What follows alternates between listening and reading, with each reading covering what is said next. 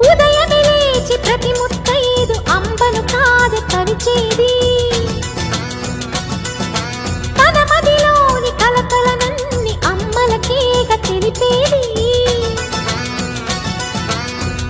నెలతలే లేకుంటే దేవుడికి నెలవేది, భక్తులే రాకుంటే గుడికి ఇక వెలుగేది. దయతోటి కుంకుమ పూలు అక్షింతలు మనమంతా ఇవ్వాలి, తన తాళి నిలపాలి. తాళి కాచి ముత్తైదా